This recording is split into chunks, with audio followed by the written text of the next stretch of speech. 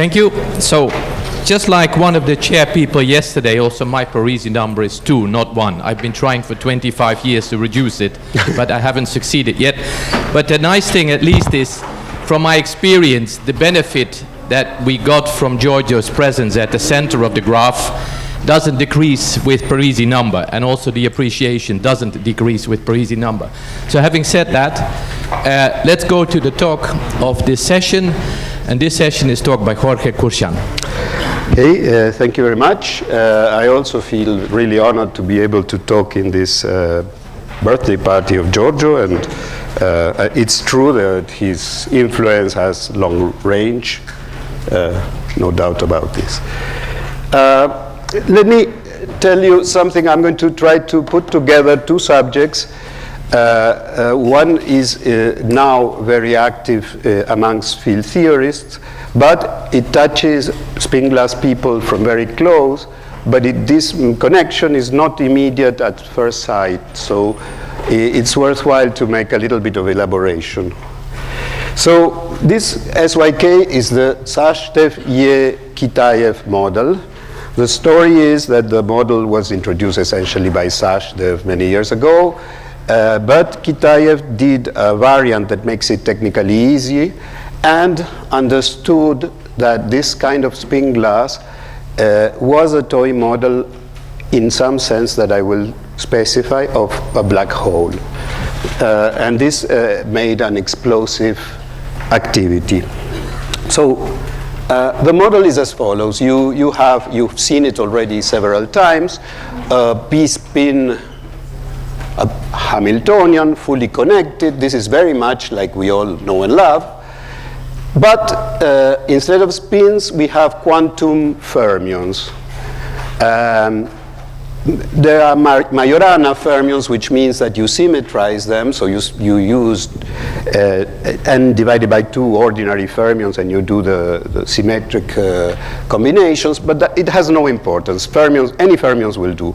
Majorana makes it technically much simpler. That's the only thing. So if you don't know what a Majorana fermion is, first of all, it's this, and second, it doesn't matter. Okay, so then the J's are fully connected, random, independent, as much independent as they can be because of symmetries.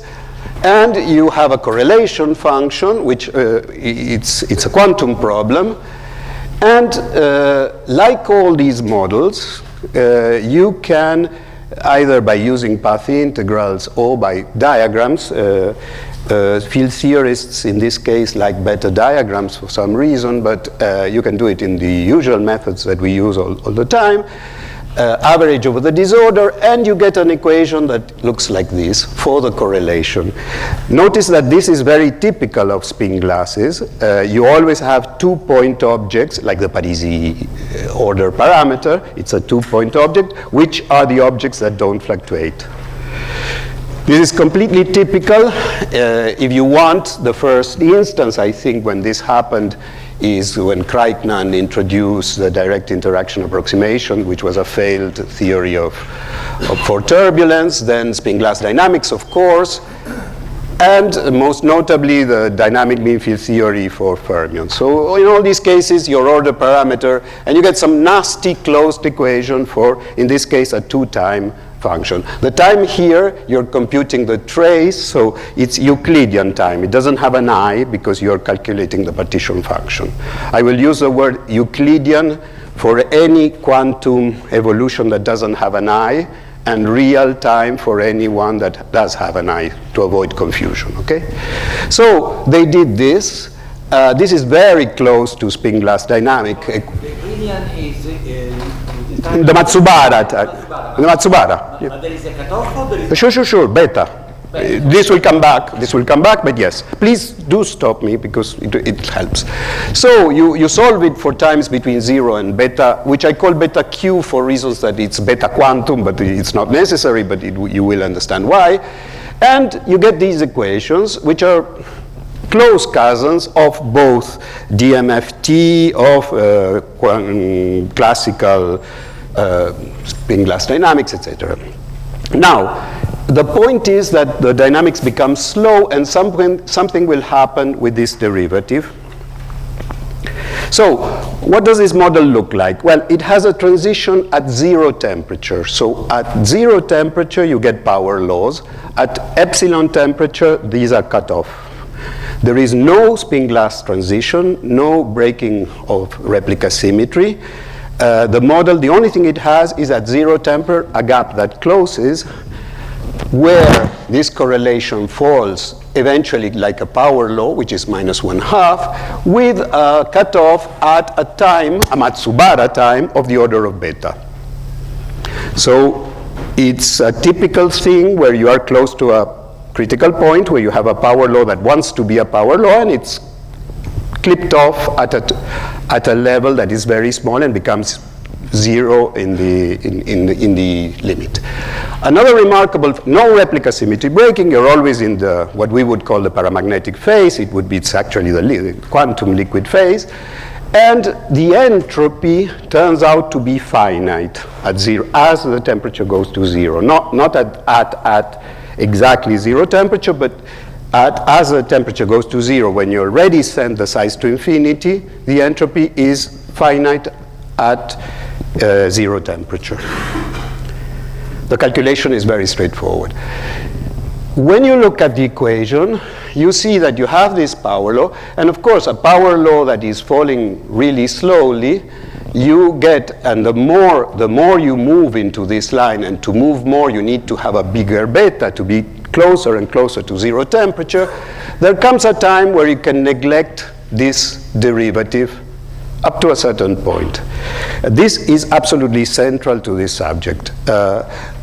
If you neglect this, you can solve some things, but the only thing that fixes timescales is actually the derivative.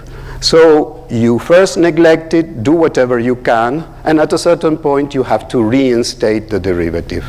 This is in hydrodynamics is rather common. Yeah? You have written in the derivative term g of t minus t1 minus t2. Yeah. And in the other terms, t1, t, t2. Yeah. So there is time translation invariance because of the structure. There is time translational invariance.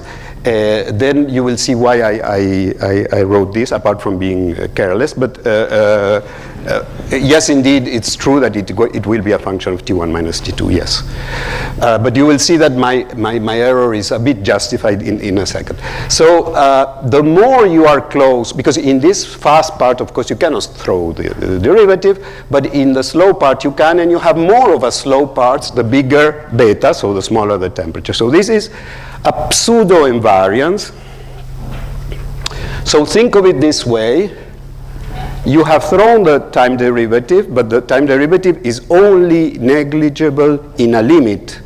So it's a bit like, and once you throw the time derivative, then you can show that this equation here has the following invariance. For a general H, if you substitute this by this, put it into this equation, the only term that doesn't become invariant is this one.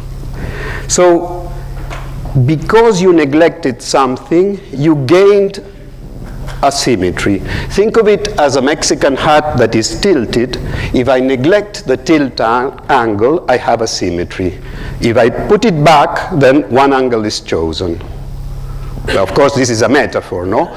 The group of symmetries is a terrible group. It's a group of all functions that are more or less decent, all reparametrization. But bear in mind that it's a fake symmetry. It's only an approximate symmetry. The derivative term is like the tilt in this Mexican hat. So what do you do when you have a thing like this? Well, what you do is you try to make a theory of the soft modes. Okay, of what is almost a symmetry. It would be a Goldstone mode. It's a bit less than a Goldstone mode because it goes a little bit uphill. So you want a sigma model of that because being the softest thing, it's a thing that more job will do. More will do for you. And indeed, these people, Maldacena and Stanford, actually wrote an action exclusively in terms of these reparametrizations, which is this one. And because this is called the Schwartzian derivative for reasons it must be related to Schwartz, it's called the Schwartzian theory. And when you use this Schwartzian theory, so the Schwartzian theory is the theory of having done the invariance, putting the derivative back again into your problem. So if you use now this Schwartzian theory, you discover a lot of things. You discover everything that is interesting about the model. In particular, you discover that and this symmetry, exactly as it is, appears in ADS theories where you do ADS CFT. The black holes in ADS do have this.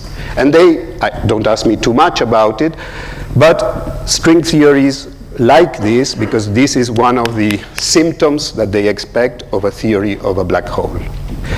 Okay, so that was what Kitaev realized, and the calculation in all its glory is done here. So there is this reparametrization quasi-invariance, quasi because you would really, really need to go to infinite times to have it truly. And it's a symptom and can be used to show also that the system is as chaotic as it can be.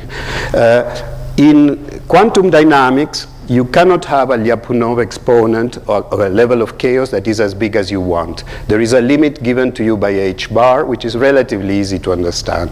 In any case, when you use this invariance technically, you find that the Lyapunov of your system is as big as it can possibly be. It saturates a bound. Also, black holes do.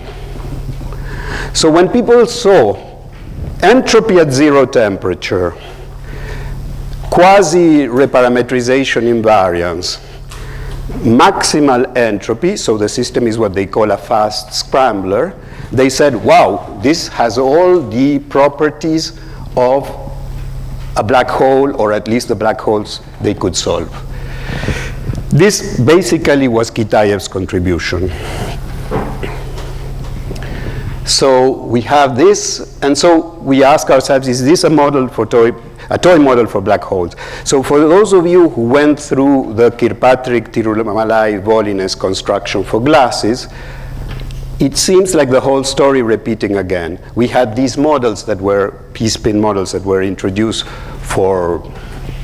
mostly for the taste of calculation, and these guys realized that they were actually models of structural glasses. And everybody says, well, yeah, but where are the particles? Well, where is the black hole here? But it's kind of the same music again for those of us who went through the other one. Okay. But as I said, there is no spin glass transition, and what is the connection? So a bit of prehistory from glasses. So let me present to you the grandfather of SYK, which was already presented in particular by Giulio, but I think somebody else did. Now it's classical and is the good old p-spin, rebaptized q-spin because I want to use the terminology of the notation of the field theorists. Originally, it was ±1, but Crisanti and Somers had the fantastically good idea of making it spherical, where you lose very little and you gain an enormous ease of calculation. So we will keep, although it's not essential, we will keep it spherical. And this is a model that can be done quantum with very little effort, but I will keep it classical. So this is another subject. It's a p-spin Hamiltonian. We all know and love it. It has a glass transition. This is a term that enforces a spherical constraint. This is the interaction. And now I attribute to it, because I want to do something like an experiment, Langevin dynamics. So I put it starting from a random configuration on a thermal bath. And if the temperature of the thermal bath is below the critical temperature, we are classical, so we are on this axis, then one thing we know is that the system never equilibrates. It performs aging, and this is what was cited a bit by Giulio today, 25 years ago, at the end of this corridor. So you have an order parameter which is the correlation, an order parameter which is the response. This had been noticed by Sompolinsky and Zibelius, that these are the protoparameters. There is also this parameter which is a correlation of the noise, which for the moment is not interesting because it's a delta. Okay? And you get these equations that are respected by the aging of this model. Okay? And you can solve these equations, but now you notice, and it was noticed, I believe, that probably Sompolinsky and Zibelius were the first, that if you throw away, for exactly the same reasons as in SYK, because everything is slow, if you throw away these terms, now these equations have a reparametrization invariance. A pseudo reparametrization invariance, which we know since 25, 30 years ago. So you get aging, and if you reparametrize in this way, you plug this new solution into the equations, and you get everything the same except for the derivative term. So it's not a true invariance. You don't have that all of these are solutions, but what happens is that the derivative term chooses one. And it's an extremely, and for us it was really something very bad for us, because the problem of reinstating the derivative was really very hard. But you could solve for some things, and for us reparametrization invariance at the beginning was a nuisance. But of course, when you have an almost invariance, it might or not be a nuisance from the technical point of view, but from the physical point of view, what you know is that you have a direction that is almost flat, and you know that a direction that is almost flat is where the physics is going to be. So you would like to do a theory of these reparametrizations, just like Maldacena and Stanford did. It would be like making a theory for the angle here. And this is exactly what Claudio Chamon, Letizia, and Horacio Castillo, and Mike and Kenneth did in a series of papers. I will show you very little, but in the language of today, you would call that doing a Schwartzian theory for glasses, doing the theory of the almost reparametrizations, which you expect is what will contain most of what is interesting in slow dynamics. This was a project that was exactly 16 years old, and it went up to a certain point. Is the action that they dreamt the action, but to be completely honest, it seems to me that Maldacena also dreamt it. But this is what he says in any case. But okay, and they were a bit too ambitious, I would say, because they wanted to do it on top of it with space, which of course you want, but it's not the first thing you're going to attack. In any case, they did something that particle theorists wouldn't do. They made a simple-minded simulation. So these curves, you write one correlation in terms of another two. This is something we had proposed with Letizia many years ago. And this is a reparametrization invariant curve. And then this curve, when you move T2, you move along this curve. When you look at the fluctuations, they are along this curve, which is, when you think of it, 2 minutes saying exactly this. That you see that if you throw a little ball here at low temperature, almost all the fluctuations are along the almost symmetry. By the way, this is in finite dimensions, so it's an advertisement for the fact that it goes beyond mean field. Okay, so this more or less stayed as it was some 15 years ago. Okay, so we have an invariance that looks a bit similar, has the same origin. In one case, the field theorists did something lovely. They found a good Schwartzian theory.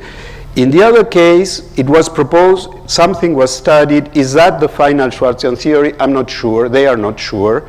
But the strategy, at any rate, is there. So now, how should we make the bridge between these two things? So now there is a strategy to make a concrete bridge and see that we are seeing the same problem, or somehow the same problem. So let me start with the model. And let me start with dynamics, as we said, which is where the invariances are.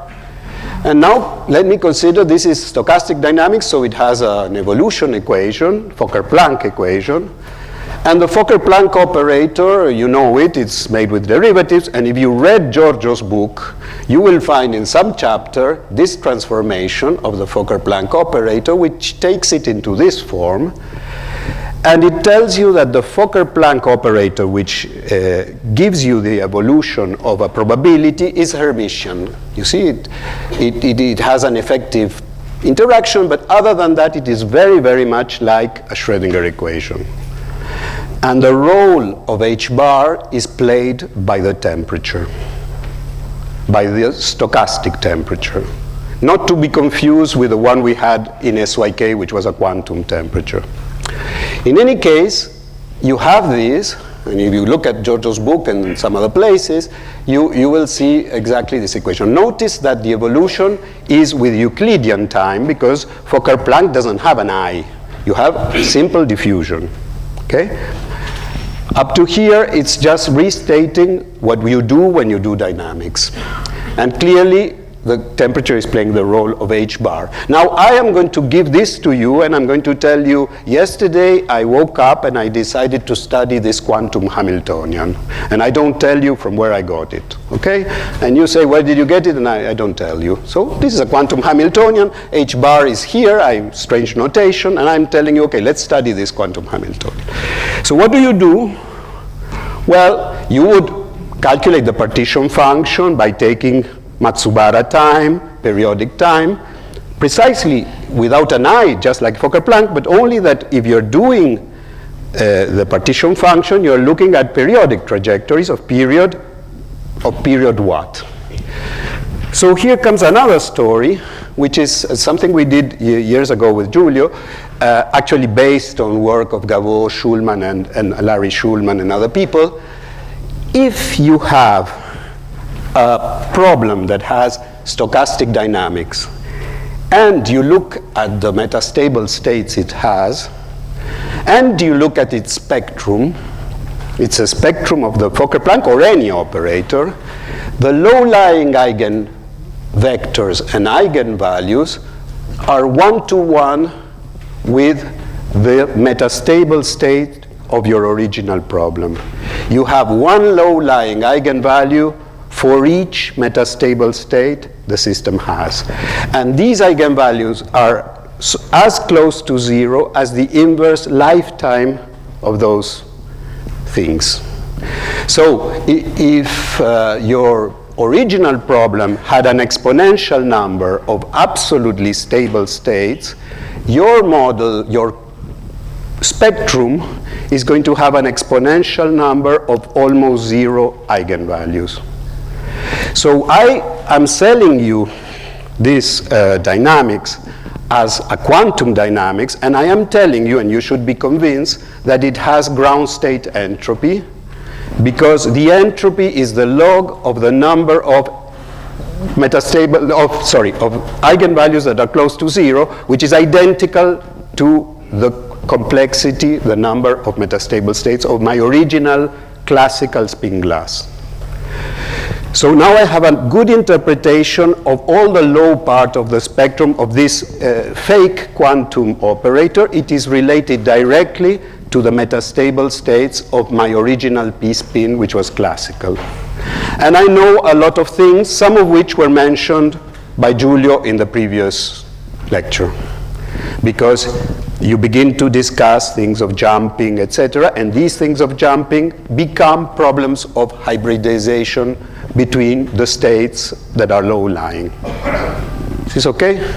So we now have a model that has the low eigenvalues and has a zero temperature entropy, and now we can calculate its partition function, which means that I'm going to do exactly the Langevin equation, but I will ask that the trajectories are periodic with a time t star. But from the argument I did a minute ago, this is nothing but counting the number of metastable states of lifetime T star, because this will cut off what is above, it's an exponential, and will in fact counter 1 for every eigenstate that is lower than T star, roughly speaking. So the partition function of my model at quantum temperature T star, because this is playing the role of quantum temperature, is precisely the number of metastable state of my original model of at temperature 1 over, at time, sorry, at temperatures 1 over the time. This is why the absolute ones are, here you can read it, precisely the entropy at a 0 temperature. So the model already has two things, and you can make a dictionary. The original temperature of my original model is h bar, plays the role of h bar, and 1 over the quantum time plays the role of the time at which I am counting the lifetime of metastable states. So now I sell you this model as an alternative. Now we are extremely close. We are calculating a Matsubara thing with a theory, and now we can do really the same thing, which by chance we had done with Giulio many years ago. We were counting the number of metastable states using this reasoning, and you get these nasty equations. Now you have 3-order parameters, because now the noise becomes correlated, because you broke causality, so you are imposing some statistical twist to the things. And these nasty equations, you should compare them with the ones, this one. It's also between 0 and beta, only that beta has also the interpretation of the lifetime of metastable states. And again, you have a particular reparametrization invariance playing now, yes, really exactly the same role as it is played in SYK, but now this is also our old reparametrization invariance of Glassy's. So now we have a reparametrization invariance that is at the same time the one of SYK, or playing the role as the one in SYK, and the old reparametrization invariance that we all knew and hated. So, so this is it, and now one can begin to see what does this imply. We haven't worked out all of it, but the maths is very close. It has 3-order parameters, C, R, and D, instead of only one, which was G. But the possibility of constructing a Schwartzian theory that may or may not be, or in any case it would be a definite thing to compare to the one that Letizia and Claudio studied, and will be playing exactly here the same role as the one that Madasseh and Stanford did. The Schwartzian theory describes the slowest part of the dynamics. The ideology now is the same, of course. And concerning the low-lying eigenstates, SYK has also a lot of low-lying eigenvalues because it has zero temperature entropy, and people are asking a lot about what is the level statistics, etc. But they do numerics, and numerics here is really very bad because you can diagonalize a matrix of a few thousand, and only a few of those levels are going to be down there. So the state of the situation is not good. However, for us, all the knowledge of this is all the knowledge of what Giulio called the Morse complex, of all the structure of saddles and etc. So there is the possibility to get things from them, maybe to tell them some things. A question that would appear immediately is SYK coming from a stochastic classical model? And the answer is not to my knowledge. If it would be brilliant, but for the moment I don't see how. Okay. the Schwartzel theory, now we can focus much better. One of the things that made Letizia and Claudio's life miserable was that they were studying aging, which was very reasonable. But now when you're doing the trace and you're counting the number of states, as Silvio remarked, it's time translational invariance, so you have one headache less. And you know what it would mean. And so, I think that also it is important that this pseudo invariance acquires lettres de noblesse, some titles of nobility, because it might be, I think, an essential part. Even when you're doing the Parisi ansatz for things, you find, as you know very well, a profusion of zero modes and sectors, as Imre was saying just now, or with zero eigenvalues and so on. And this suggests that maybe also hidden there are some conformal ideas that can be explored or are already there, maybe with a different language, as was the case in this case. So the idea is, would this be a theory like a true Landau theory of Glassy dynamics? It would be Glassy's 2.0 because it would be the theory of emergent classes. You don't care how this came to happen, what was the original cause of slow dynamics. You expect that a theory like this will have this approximate symmetry, which will lead you to all the rheological stuff that we all know and love, the nonlinear susceptibilities that are typical of being close to the glass transition, all the properties of equalities or not between, or relation between exponents, effective temperatures probably. So there is a number of things that seem, or one would say, are independent of the actual underpinning of each Glassy model. And this promises to be, but this was already the ideology years ago, but now we're not alone. Okay, in any case, I think that one way and the other, the connections are thought-provoking and fun. And this brings me back to Giorgio, who's a master of thought-provoking and fun in physics. So, happy birthday.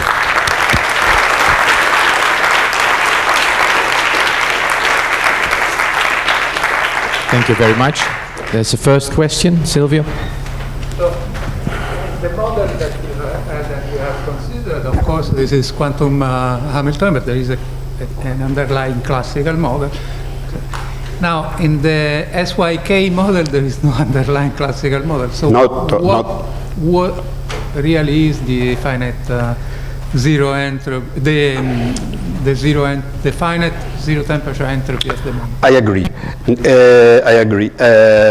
In SYK, no. Now, Ehud Altman and collaborators attempted to do something like this. They took SYK with 4 Majorana fermions, and they did what people do in solid state since times immemorial, taking pairs of fermions and doing the algebra of bifermionic operators. And then they did the classical equation of this, and this allowed them to find a kind of classical model for a variant of SYK where there is a number of colors that plays the role of the semi-classical parameter. And then when you want to go to real SYK, you have to go to a deep quantum level, so you didn't gain a lot. But at least it was an attempt to go in that direction. But it would have been much nicer, yes, I agree, to have been able to do this for every model of this kind. Okay, we have enough time for more questions. Here we go. So I'm curious about this expression you showed for the number of metastable states of finite with a given lifetime that you compute as a trace yes. of your evolution operator at a given time, okay, yes. which of course is related to this quantum temperature.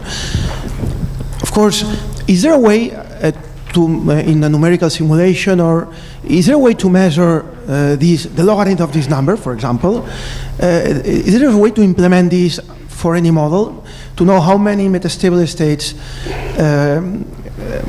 you have a finite lifetime? Because it's something that I think it would be very interesting, and I'm not sure we have never looked at this sort of. So you should do quantum Monte Carlo, study study trajectories, force them to be periodic. This quantum Monte Carlo people know how to do.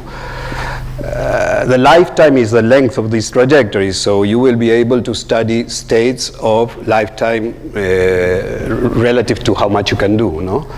But maybe this is doable, yeah. And classically, I mean? Classically, because you use the quantum program to sum over trajectories, but it is a classical model. So we did the calculation with Giulio analytically, and starting from the original model, we got the Bray-Moore calculation for the number of metastable states. They did it with a bizarre ansatz, a replica symmetry breaking ansatz. You remember it, a very strange one, but it worked by a miracle. In fact, what we did was to prove that this miracle was correct, but still a miracle. So understand, well, you also don't use quantum Monte Carlo. I mean, you use another. Yes, the problem is how do you enforce that the trajectory bites its tail? That's a nasty part. If you know how to do it, and maybe you do, then yes. You use correlated noise and you make it go back, yes. There probably is something more intelligent, yes, sure. You cannot do it with SYK because you would have the sign problem, but